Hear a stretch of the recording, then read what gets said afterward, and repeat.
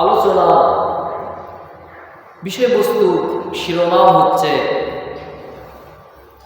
বিশ্বাস কি জিনিস, কিভাবে বিশ্বাস স্থাপন করব, এ বিষয়ে নিয়ে সংক্ষেপে কোরআন ও সুন্নাহ থেকে আলোচনা করার চেষ্টা করব ইনশাআল্লাহ। সম্মানিত উপস্থিতি, আল্লাহ রাব্বুল আলামিন মানব জাতির কল্যাণ বা হেদায়েতের জন্য অগণিত নবী পয়গম্বর আলাইহিস সালামদেরকে প্রেরণ করেছেন।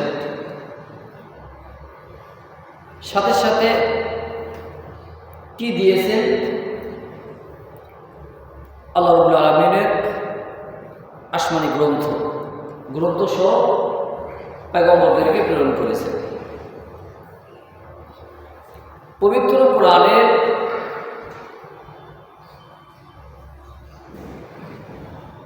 সূরা 114টি আয়াত হচ্ছে 6666টি আয়াত। এর মধ্যে আয়াত যে আল্লাহ সুবহানাহু ওয়া তাআলা অবতীর্ণ করেছে, এর মধ্যে ভাগ করে দেওয়া আছে।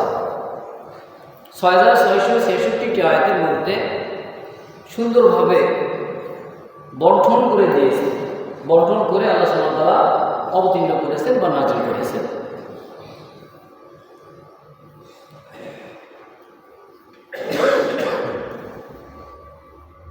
এ প্রসঙ্গে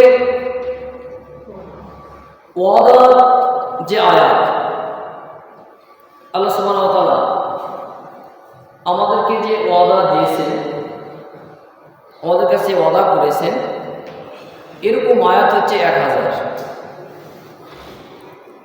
আমাদেরকে যে ওয়াদা দিয়েছেন আল্লাহ সুবহানাহু ওয়া তাআলা, এরকম আয়াত কতটি আছে? 1000। এরপরে ভীতি প্রদর্শন করেছেন, এরকম আয়াত আছে কত?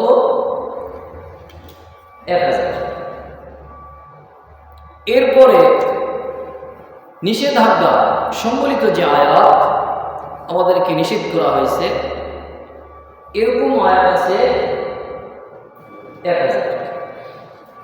এরপরে আমাদেরকে যে আদেশ দিয়েছেন, এরকম আয়াত আছে 1000। কত হলো? 4000। মাশাআল্লাহ, 4000। মাশাআল্লাহ। এরপরে উদাহরণস্বরূপ আয়াত অবতীর্ণ করেছেন আল্লাহ সুবহানাহু ওয়া তাআলা, এগুলো আয়াতের সংখ্যা হচ্ছে 1000। উদাহরণ। এরপরে ঘটনাবলী, পৃথিবীর বিভিন্ন যে ঘটনা আছে পবিত্র কোরআনে, এই ঘটনার আয়াতগুলো হচ্ছে 1000। কত আয়াত? 1000। কত হলো? 6000। মাশাআল্লাহ, 6000। এরপরে হালাল যে বিধান, এই হালাল বিধানের আয়াত অবতীর্ণ করেছে আল্লাহ সুবহানাহু ওয়া তাআলা কতটি? 250টি। 250টি হালাল বিধান। এরপরে হারাম, যেগুলো থেকে নিষেধ করা হয়েছে, এরকম আয়াত কতটি? 250টি। তাহলে কতটি হলো? মাশাআল্লাহ, 6500 আয়াত হয়েছে। এরপরে তাসবিহ যে আমরা পড়ি, তাসবিহ পড়ি না? বিভিন্ন সময় তাসবিহ পড়ি, নামাজের পর বিভিন্ন সময় তাসবিহ। এই তাসবিহ সম্বলিত আয়াত হচ্ছে 100টি। কতটি? 100টি। বিবিধ প্রসঙ্গে আয়াত, এই আয়াতগুলো হচ্ছে 66টি। টোটাল কত হলো? 6666টি। মাশাআল্লাহ, মাশাআল্লাহ। এ হলো সর্বমোট আয়াত 6666। তার ভাগ ভাগ করে দিয়েছে, ভাগ ভাগ করে দিয়েছে। আল্লাহ সুবহানাহু ওয়া তাআলা পবিত্র কোরআনে সূরা বানী ইসরাঈলের মধ্যে স্পষ্ট বলেছেন, ওয়ালাকাদ দরাবনা লিন-নাসি ফি হাযাল কুরআনি মিন কুল্লি মাসাল ফাআবা আকতারুন নাসি ইল্লা কুফুরা। আল্লাহ সুবহানাহু ওয়া তাআলা বলেছেন যে আমি এই কোরআন অবতীর্ণ করেছি, মানুষের উপকার রয়েছে। কি কি রয়েছে? উপকার রয়েছে। কোথায় রয়েছে? পবিত্র কোরআন। কিন্তু অধিকাংশ মানুষ আমরা অস্বীকার না করে থাকি। অধিকাংশ মানুষ আমরা কিন্তু অস্বীকার করেছি। কথা বুঝতে হবে, অধিকাংশ মানুষ আমরা কি করেছি? অস্বীকার করেছি। সহিহ বুখারী মুসলিম শরীফের হাদিস, হযরত আবু হুরায়রা রাদিয়াল্লাহু আনহু থেকে বর্ণিত। আমি আলোচনার শুরুতেই এই হাদিসের আরবি ইবারত আমাদের সম্মুখে পড়েছি। তো এই হাদিসের মধ্যে আল্লাহ রাসূল সাল্লাল্লাহু আলাইহি ওয়াসাল্লাম বলেছেন যে আল কোরআনের 5 প্রকার আয়াত নাযিল হয়েছে। কয় প্রকার? 5 প্রকার আয়াত অবতীর্ণ হয়েছে। 5 প্রকার। এর মধ্যে 1 নম্বর হচ্ছে হালাল। 1 নম্বর হচ্ছে কি? হালাল। এরপরে হচ্ছে হারাম, মানে নিষেধ আয়াত। এরপরে হচ্ছে মুহকামাত। এরপরে আছে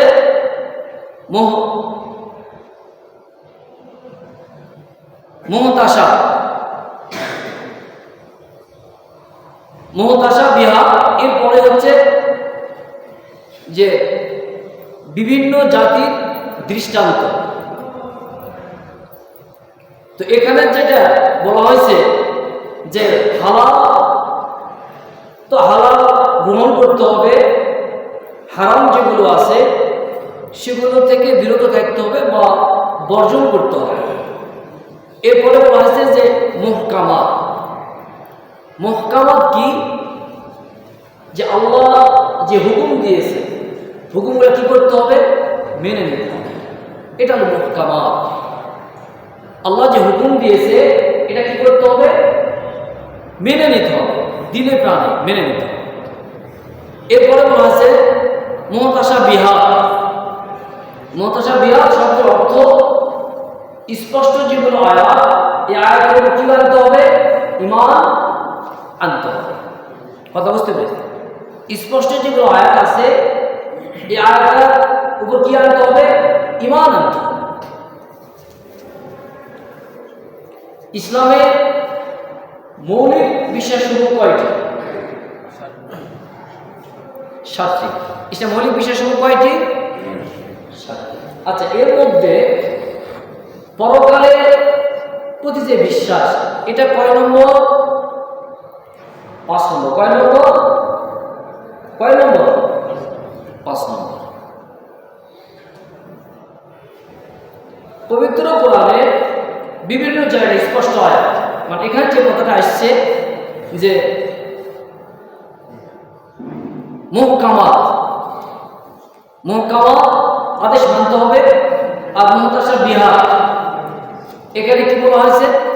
যে স্পষ্ট যেগুলো আয়াত আছে এই আয়াতের উপর কি আনতে হবে? ঈমান আনতে হবে। তো আল ইয়াউমিল আখির পবিত্র কোরআন আছে কি না? পবিত্র আছে কি না? আল ইয়াউমিল আখির আছে কি না?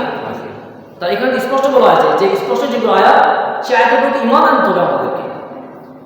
তাহলে ইসলামের মৌলিক বিশ্বাস হলো 7টি। 5 নম্বর যেটা, সেটাকে বলা হচ্ছে যে পরকালের প্রতি বিশ্বাস স্থাপন করা। এটা স্পষ্ট আয়াত। স্পষ্ট আয়াত যদি আমরা না মানি তাহলে কি হবে?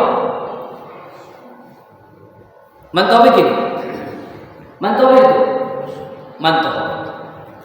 তাহলে স্পষ্ট যেগুলো আয়াত আছে এটা আমাদের মানতে হবে।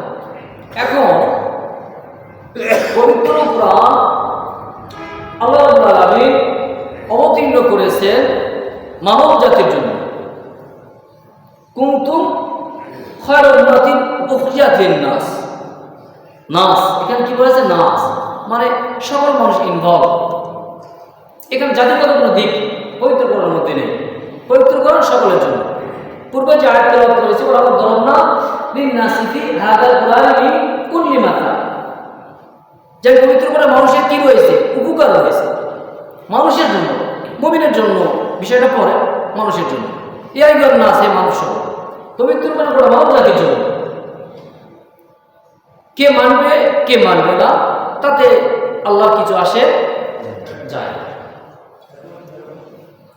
তাহলে পবিত্র কোরআন যেহেতু সবার জন্য, তাহলে পবিত্র কোরআন সকল মানুষের উপকার রয়েছে।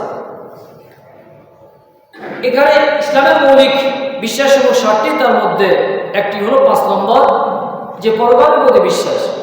এখন অন্যান্য ধর্মাবলম্বীর কথা আলাদা, আমাদের মধ্যে অনেক মানুষ আমরা আছি যে পরকালের প্রতি আবার পুনরুত্থিত হবো, জীবিত হবো, অযৌক্তিক বা আল্লাহ আছে অনেকেই বিশ্বাস স্থাপন করেন।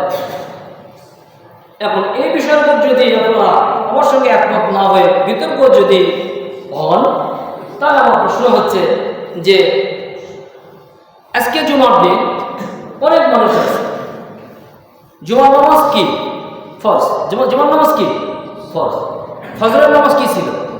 ফরজ ছিল কিনা? তো জুমার নামাজে এত, ফজরের নামাজে কেন নেই?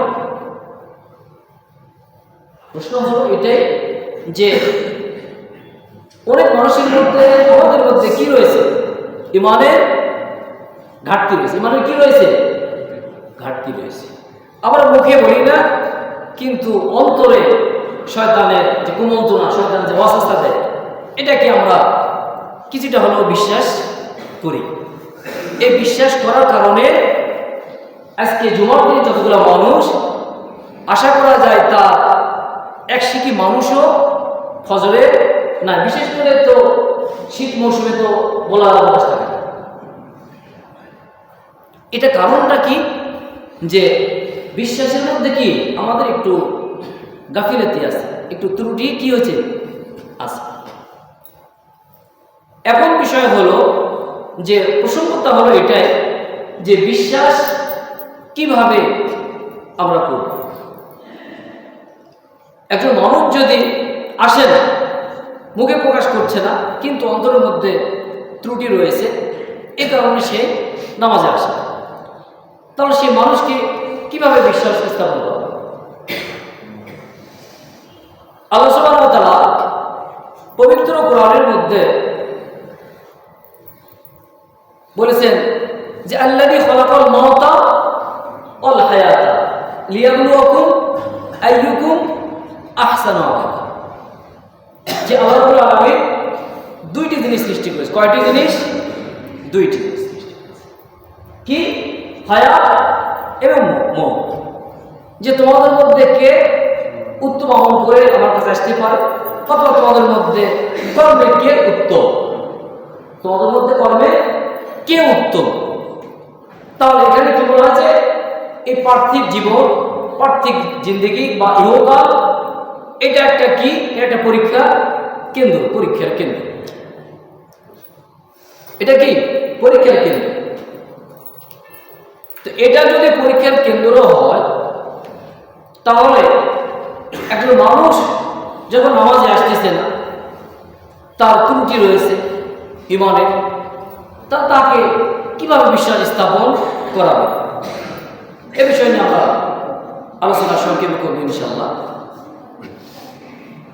একজন মানুষ, উদাহরণ যে পবিত্র কোরআনে যে আয়াত যেগুলো অবতীর্ণ হয়েছে, ভাগ ভাগ করে সব বলা হয়েছে। তো পবিত্র কোরআনের 6666টি আয়াতের মধ্যে 1000 আয়াত এটা বিজ্ঞান সম্পর্কে আয়াত আছে। কতটি আয়াত? 1000। 6666টি আয়াতের মধ্যে 1000 আয়াত বিজ্ঞান সম্পর্কে। আচ্ছা, এর মধ্যে 80% 1000 আয়াতের মধ্যে 80% আয়াত বিজ্ঞান রিসার্চ করেছে, 80% সঠিক। বাকি যেগুলো আছে কত পার্সেন্ট? 20%।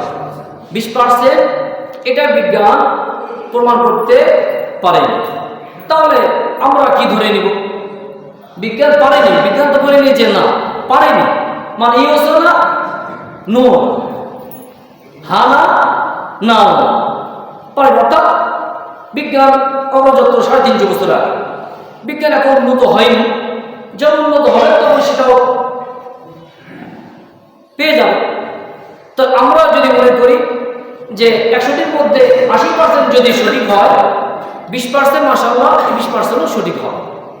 তো 20% যে সঠিক হবে, 20%-এর বিষয়ে আলোচনা, যে একটা মানুষ বিশ্বাস করছেন তা কীভাবে বিশ্বাস করা হবে। অর্থাৎ ওই মানুষ যদি বলে যে বিজ্ঞান যেহেতু 80% অ্যাকসেপ্ট করেছে বাকি করেনি, তাহলে 80% মানবো, 20% মানবো। অর্থাৎ আমি 4 বার নামাজে আসবো, 1 বার আসবো, তাহলে তাকে কিভাবে বিশ্বাস স্থাপন করা হবে? 80% বিজ্ঞান করছে, বাকি তো ইয়েস না।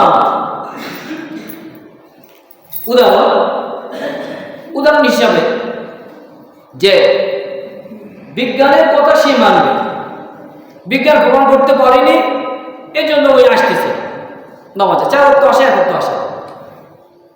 তাহলে এখন প্রশ্ন হচ্ছে যে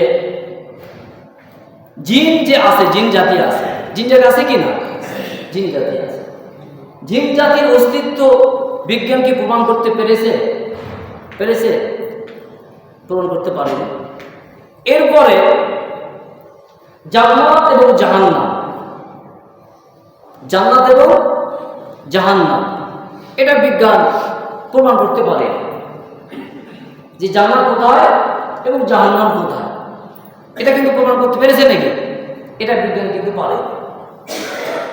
তো বিজ্ঞান পারেনি, তাহলে আপনারা যে কি ধরে নেবেন? তাহলে জান্নাত জাহান্নাম নাই, তাহলে কি ধরে নেবেন?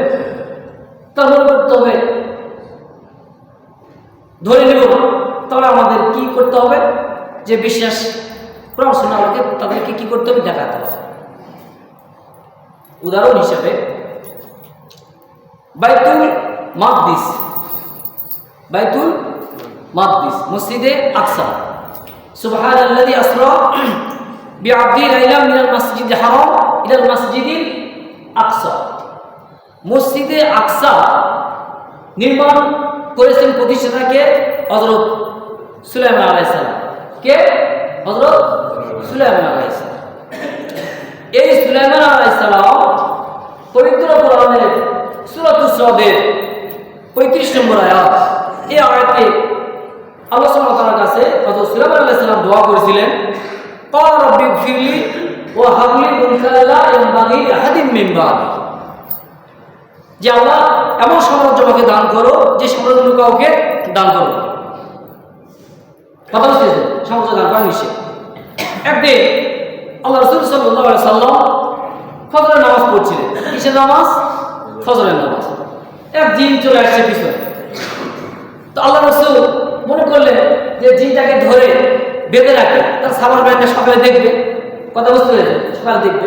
তাৎক্ষণিকভাবে আল্লাহ রাসূলের মাথায় চলে আসলো যে রাসূলুল্লাহ সাল্লাল্লাহু আলাইহি ওয়াসাল্লাম দোয়া করেছেন যে ক্বালা রাব্বি গফিরলি ওয়া হাবলি মুলকান লা ইয়ানবাগি লিআহাদিন মিন বা'দি, হে আল্লাহ আমাকে এমন সাম্রাজ্য দান করো যে সামান্য কাউকে কি করো না, দান করো না। হযরত সুলাইমান আলাইহিস সালামের কর্তৃত্ব ছিল জিনের উপর। কার উপর কর্তৃত্ব ছিল? জিনের উপর কর্তৃত্ব ছিল। তো জিনের উপর কর্তৃত্ব থাকা রাসূল বলল যদি আমি তাকে বেঁধে ফেলি তাহলে উনি যে দোয়া করেছেন তাকে তা কি করা হবে? অবমাননা করা হবে। আল্লাহ সব কি করনি? জিনকে বাঁধেনি। যদি জিনকে বাঁধতে তাহলে কি জিনের অস্তিত্ব কি হতো? প্রমাণ হয়ে যেত। এক্সাম এ প্রসঙ্গে তার বাইতুল মাকদিস কে নির্মাণ করেছে? জিনেরা করেছে। যেগুলো জিন দুষ্ট জিন ছিল সেই জিনেরা বাইতুল মাকদিস কে নির্মাণ করেছে? জিনেরা নির্মাণ করেছে। এটার একটা এক্সাম। জিন যদি বিজ্ঞান প্রমাণ করে নিয়ে জিনের অস্তিত্ব নেয়, কিন্তু আমরা দৃষ্টান্ত বুঝাবো যে 20% আয়াত প্রমাণ করতে পারেনি, তার মানে বিশেষ স্থাপন আছে কিনা আলোচনা করবো ইনশাল্লাহ। এ প্রসঙ্গে বাইতুল মাকদিসের যেগুলো পাথর নির্মাণ করা হয়েছে, এই পাথরগুলো পৃথিবীর জমিনে কোনো জায়গায় না। এই পাথরগুলো কোথা থেকে নিয়ে আসা হয়েছে? সমুদ্রের তলদেশ থেকে। পবিত্র কোরআন 1400 বছর আগে অবতীর্ণ হয়েছে। কত বছর আগে? 1400 বছর আগে। বাইতুল মাকদিস অবশ্যই অ্যাটলিস্ট কমপক্ষে কত 2 থেকে 2500 বছর বেশি হবে কি না? তো 2500 বছর আগে সমুদ্রের তলায় যাবে কে? বলে না, কে সমুদ্রের তলায় যাবে? 2.5 বছর আগে কে যাবে সমুদ্রের তলায়? জিন জাতি সেখানে গিয়েছে। জিন জাতি সে কত নিয়ে আসছে, আপনারা নেটে সার্চ বিভিন্নভাবে দেখতে পাবেন। ওপেন চ্যালেঞ্জ আপনারা দেখতে পাবেন। সে পাথরগুলো পৃথিবীর কোনো জায়গায় পাওয়া যাবে না। যে পাথরের ব্যবহার করা আছে সে পাথরগুলো ছিল কোথায়? সমুদ্রের তল দেশে। সেখান থেকে কার মাধ্যমে নিয়ে আসছে? সে জিনের মাধ্যমে নিয়ে আসে।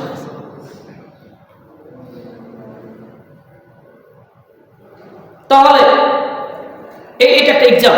এরপর এক্সাম হচ্ছে যে চুরি করা ভালো না খারাপ? চুরি করা খারাপ। একসঙ্গে এখানে যতগুলো মানুষ আছে একজন ব্যক্তি বলবে না যে চুরি করা ভালো। কেউ বলবে না? কেউ বলবে না। কিন্তু চুরি করা সবাই বললেন খারাপ, কেউ বলবে না ভালো। বিজ্ঞান কি বলেছে? বিজ্ঞান কি প্রমাণ করেছে যে চুরি করা ভালো না খারাপ? প্রমাণ করেছে?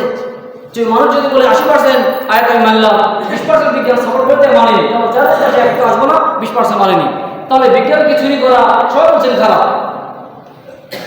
তাহলে কি ওই ব্যক্তিটা কি হবে? চুরি করা কি বিজ্ঞান রিসার্চ করেছে যে ভালো কি খারাপ? তো সব জায়গায় তো বিজ্ঞানের দরকার নেই।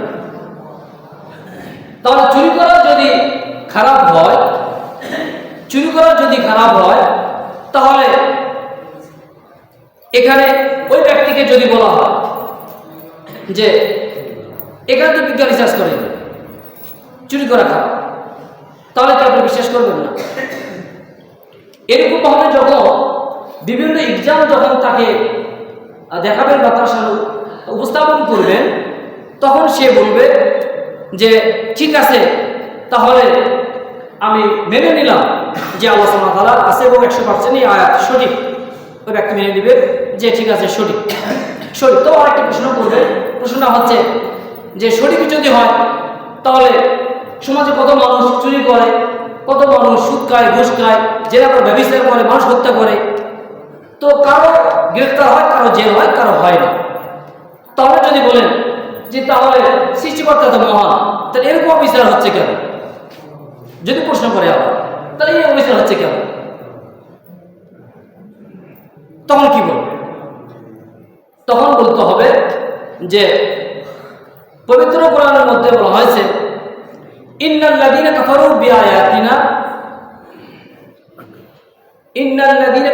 বিআয়াতিনা সাফা মুসলিম নার, যে আল্লাহ সুবহানাহু ওয়া তাআলা এখানে বলেছেন যে যারা আমার আয়াতকে প্রত্যাখ্যান করবে, অস্বীকার করবে, তাদেরকে আমি জাহান্নামে নিক্ষেপ করব, আর তাদের চামড়া ঝলসে যাবে বা চামড়া দগ্ধ হয়ে যাবে, নতুন চামড়া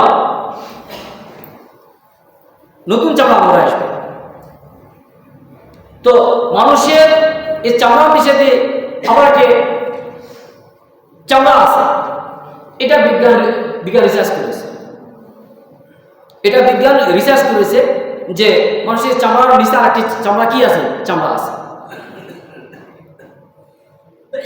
এটা বুঝতে পেরেছে। তাহলে একজন মানুষ যদি বলে যে সবার কত অন্যায় করতেছে, অবিচার করছে, কেউ চুরি, সুদ, ঘুষ বিভিন্নভাবে খাচ্ছে, কারো কেউ কেউ গ্রেফতার হচ্ছে, কেউ জেল খাচ্ছে, কারো জেল হচ্ছে না, তাহলে মহান সৃষ্টিকর্তা কেন অবিচার? যদি বলে আসে তাহলে অবিচার কেন? এ প্রশ্ন শেষ পর্যায়ে করবে কেন? তাহলে ইসলামী শরিয়ার নির্দেশ সকল দেশে তো না। সকল দেশে আছে নাকি? সকল দেশে। উদাহরণ হিসাবে আমেরিকাতে নেই। ইসলামী শরিয়ার কি বিধান আমেরিকাতে আছে? আমেরিকাতে।